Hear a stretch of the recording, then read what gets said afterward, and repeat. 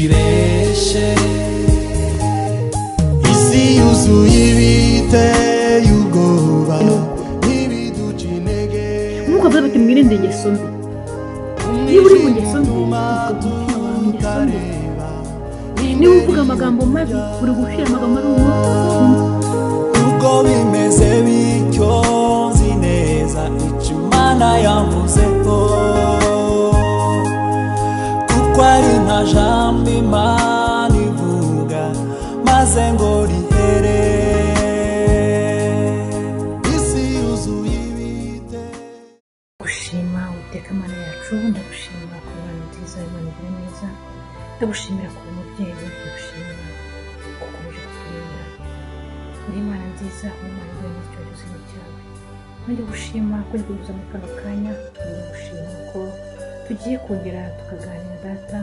reka muri kano kanya umanike bugufi umutima wanjye weze gutunganye baba ryahagaze byose ndakweretse n'abantu bose bazareba kino kiganiro n'imitima yabo yose nayo yuzuyemo ubweze ubatunganye data reka muri kano kanya ndasenze ngo umwuka wera amanuke abane nanjye ntaba ari njye uvuga ahubwo ahubwo aba ari we ndende igikoresho cye ndasenze kandi ngo presence yawe data ibe hano ibintu bigaragaze maze ducecekeshe amajwi yose yatugoya kugira ngo uze kwibana natwe tutangiye kugeza turangije ahubwo n'abandi natwe bigaragaze tunonesha n'ikindi ndetse neza nongeye kubasuhuza bene data ndabashuje bimeze nk'amacu Yesu Kristo nk'uko musanzwe mubimenyereye ni Mado uyu wa mwanya duhura tukaganira ku bintu byinshi ku bitekerezo byinshi cyane kuko hano mu isi hari ibintu byinshi cyane umuntu akeneye kumenya dusenye kungurana ibitekerezo tudatinzeyo cyane reka tujye mu ijambo nabateguriye ijambo dusoma mu Baheburayo chapitre ya 11 kuva ku murongo wa mbere turasoma umurongo wa mbere gusa twongeye dusome ku murongo wa 6 reka dusome mu zindi mpamvu Yesu Kristo baravuga ngo kwizera ni ukumenya rwose ibyiringirwa udashidikanya ko bitazaba kandi niko kuduhamiriza ko ibyo tureba ko ari iby'ukuri katumanitse ku murongo wa 6 baravuga bati ariko utizera ntibishoboka ko ayinezeza kuko uwegera Imana akwiriye kwizera yuko iriho ikagororera abayishaka mwakene ijambo ry'Imana bene data ngo tumaze kubyumva hano ijambo hano turasomye ngo kwizera no kutizera n'ibintu bibiri dusomyemo baravuga ngo uwizera Imana arayinezeza kandi ngo utayizera nawe ntazabona ingororano tudatinze ndagira ngo mbabwire ngo ijambo nateguriye uyu munsi rifite umutwe ugira uti kwizera Imana biranezeza igatanga ingororano nk'uko natwe iwacu mu rugo tumeze uko tubana n'ababyeyi n'abana bacu burya umwana afite ukuntu yisanzura ku babyeyi be nuko uganira nabo ukagenda ubabwira utuntu twose ibanga ryawe ukababwira ushaka byose ukabasetsa bakishima kwa kundi ushima uvuga utugambo twiza dushimisha umubyeyi nakishima cyangwa kwa kundi aba yishimye ni kwa kundi n'umubyeyi agiye nk'ahantu abona atahanye nk'akantu agaha umwana kubeshya n'ingororano hari kubeshya yamushimishije n'Imana natwe niko tumeze buryo ugiye gusenga ukavugana n'Imana ukayiganiriza buryo uba uganira nayo iba igenda yishima ko kuri mugumana muganira usenga iba yishima iba yinezeza reka twumva hano ikintu bita ijambo kwizera nafatamo nk'ibintu bibiri hari kwizera Imana hari no kwizera ibyo ubona ufata n'intoki akenshi harimo n'ibyo biza tuzana mu byitwa ngo ukwiyizera kwizera Imana nk'uko Bibiliya itubwiye iravuga ngo ni ukwizera ibyiringirwa udashidikanya ko bitazaba ngo kandi nabyo biduha ukwirinda ko ari ukuri byo twizera ariko kubera kwizera kundi twakwita ko kwizera kw'isi ni kwa kundi wizera ibifatika gusa naho kwizera guturutse ku Mana kwizera Imana ni nk'impano duhabwa kuva ku Mana ni ikintu n'impano igenda ikura gahoro buri munsi ugenda uyikuza igenda ikuzamo cyane cyane nk'iyo uri gusenga uri kumwe n'Imana usenga uvugana nayo uganira nayo uko usoma ijambo ry'Imana ukaryumva ukaryiyumvira ukarimedita ukumva icyo rivuga ku byo risobanura bituma ugira connection n'Imana cyane kwa kundi usenga ukanaririmba ugashimisha Imana ugahimbaza nibwo connection yawe n'Imana igenda yiyongera nuko mugenda uganira nawe ukagenda umenya nayo ikakumenya ikagenda kwishimira uko muganira buri munsi uko mugenda mugana mu masengesho none uko ugenda uganira nayo usenga uyihimbaza ugenda umenya Imana ugenda umenya Imana icyo ari cyo ugenda umenya icyo yanga ugenda umenya icyo ukunda bigatuma noneho nawe ukora ibyishimishije kwa kundi ugumana umwanya nayo ugenda ukuza muri wowe ukuyizera no kuyimenya no kuyikunda noneho kwa kundi ugenda uyikunda bikazatuma nayo kubera kwa umwuka wayo ukaza ikaguha kwizera muri wowe ukagira ukwizera ugatangira kwakira agakiza gaturutse ku Mana kubera ko warayimenye warayumvise warayikunze umenya ibyo ikunda umenya ibyo yanga noneho nayo ikagutura umwuka wayo ikaguha kugira ngo ugende ugire agakiza aho niho agakiza kagenda gaturuka turebye mu byanditswe mu Efeso 2 igice cya 9 kuva mu 9 batubwira ngo mwakijijwe kuko kwizera ngo ntabwo byaturutse muri mwebwe urumva ko kwizera niho agakiza kacu gaturuka kwizera rero ni kwa kundi ukomeza ukagenda uzamure ibyiringiro muri wowe iyo umaze kubigira agakiza kagenda kazamuka umva muri wowe ufite kubera yakonekse ufitanye n'Imana ubu wumva wuzuye muri wowe wumva wuzuye ikintu cy'amashime wumva udasanzwe nk'uko rusanzwe umeze usabanye n'Imana ukayikunda kurushaho ukagenda ndetse ukumva aho ugeze wayibwira n'ubuti mfite ikintu muri njyewe cyahindutse uko niko ufite ukwizera gufite ku Mana ariko kwa kwizera kundi twavuze kw'ibyisi ko ni kwa kundi wizera ibintu bifatika gusa wizera bifatika byo wizera ukavuga uti ngewe ndabona imodoka ndayifite ndayibona ndayireba ndafite inzu nziza ndayifite ndayireba none mu kwizera ugatangira ukavuga uti ngewe kubera ko mfite ibi mfite imodoka nziza ukizera muri njye ngo ngewe umukobwa wese nshaka nzamubona niba uri umugabo cyangwa umukobwa nakavuga ngo ngewe nizeye ko nzashaka umugabo ufite ibi byose kubera ko nanjye ndi mwiza icyo gihe afite ukwizera kuvuye kuri we aho rero bifatika gusa ntabwo aba yerekeye ku Mana afite ukwizera gushingiye ku Mana uko kwizera wafashe kwibifatika niba utagufashe guturutse ku Mana uko nacyo kuzakugezaho najya nkubwire ngo ushobora kuba warangije kwiga ukavuga ngo njye PhD ukiza ko ufite PhD iyo PhD uvuga ngo njye akazi kose nshaka nzakabona kubera iki ngo narize ngo naraminuje mfite amashuri ahagije mfite ibintu nta mpamvu yatuma kuba ntabona akazi ibyo ni ukwibeshya cyane ushobora kugira ngo ufite PhD yawe ukayifatira umunsi wa mbere icyumweru cyane kigashira ukwezi kwa kaza umwaka 2 kaza imyaka 5 ikikubita ukabona bikuze mu myaka 10 ya PhD yawe ukiyifite cya gipapuro witwa ngo ni PhD ukiyitwara muri marete yawe uhora buri munsi muri jeronere nta n'umuntu agusubiza ahubwo kubera iki wowe wiringiye igipapuro ariko izo kwa wiringiye Imana ishobora kugufasha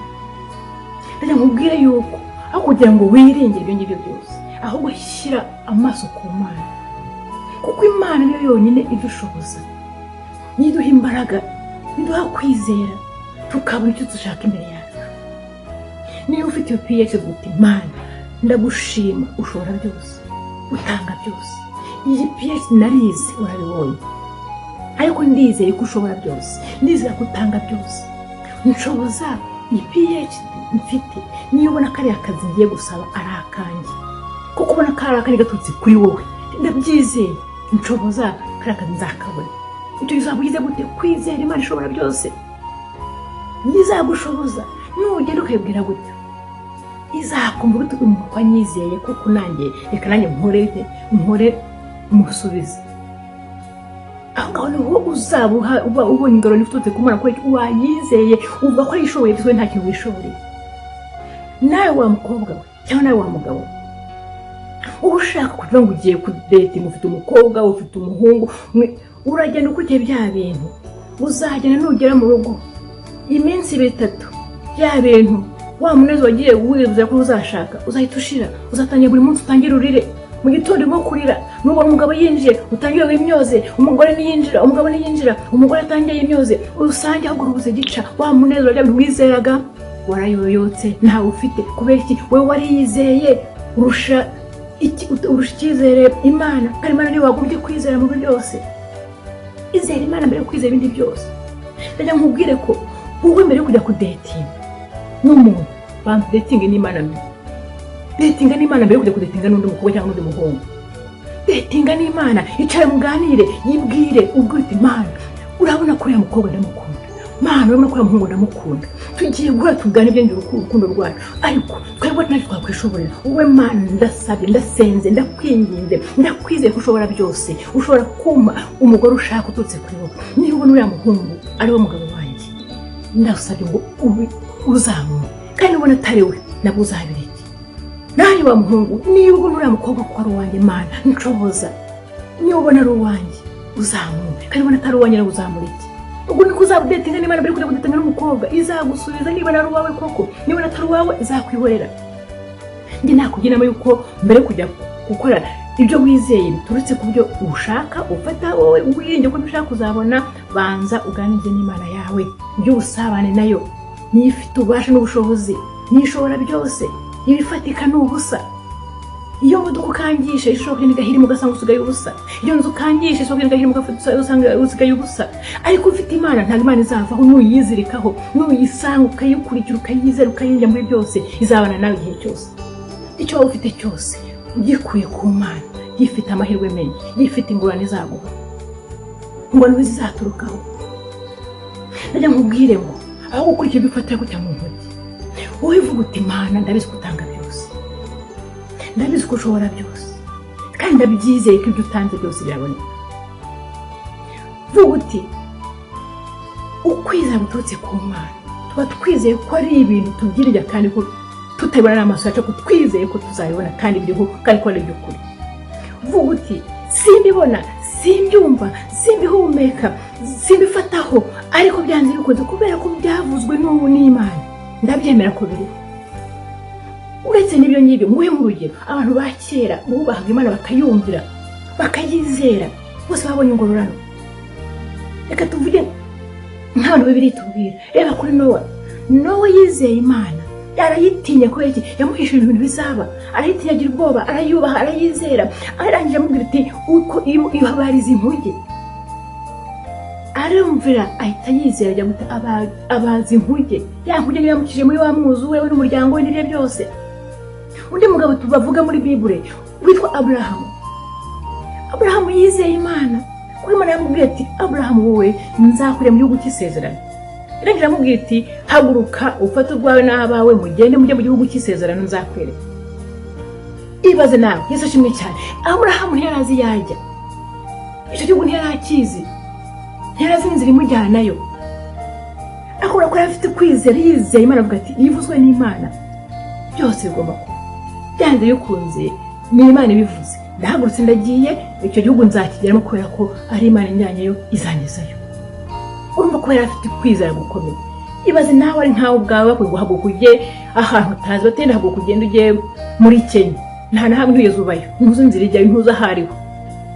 wavuga uti ndagiye washitwe insingiye kubera icyo utizeye ariko Abrahamu yahagurutse ati ndagiye nizeye Imana yanjye ibivuze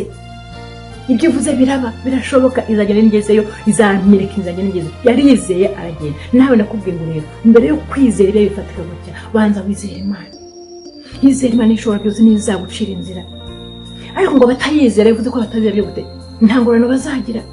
niba utizeye Imana rero nawe ukajya gushaka nk'umugore cyangwa gushaka umukobwa mu kabana nta mahoro muzajya kubera iki ntabwo yizeye nta ngorane z'Imana uzabona ko uzawiyubakirwa ku giti cyawe uzawizeye ako kazi wizeye wowe ubwawe wizeye diplome yawe nta ushobora kutakabona kubera icyo utizeye Imana ndaje nkubwire muhungu mwene data izere Imana mbere yo kwizera ibi bifatika n'ubusa ariko iby'Imana bitoraho kwizera Imana no kwiriya no kwiteganyiriza kwizera Imana ukabana nayo ugasabana nayo ugakuramo agakiza bikaguha agakiza ukakira agakiza wakira umutungo udahomba wakira umutungo uhoraho icyo usabwa ni ikintu gupfuka mukayisenga ukayumvira ukagenda amabwiriza yayo ukamenya iby'ikunda ukamenya ibyo yanga ubundi ukayinezeza nayo ikakunezeza ikazaguha ibyo wifuza byose bene data ndabifurije guhitamo ukuri guhitamo ibikwiriye ufite choice uhitamo kwizera Imana cyangwa uhitamo kwizera ariko nyakugira inama yo gute yizera Imana nizagushoboza nizaguhudishije byose kwizera bireke wishyira uruhande kurikira Imana yawe izakora muri byose nkuko yajyanye Aburahamu ikajya kumwereka aho yaragiye atazi yajya akayemera akayikurikira akagenda nawe emera uko Imana yawe wizeye Imana yawe ureke kwiringira ibyawe ibyo bizakumurira niyo nama nakugira ndabakunda mwese naho ubutaha ndakubwiye ngo nuwizera Imana yawe byose uzabigeraho Imana ibahumugisha ndabakunda cyane naho ubutaha bye bye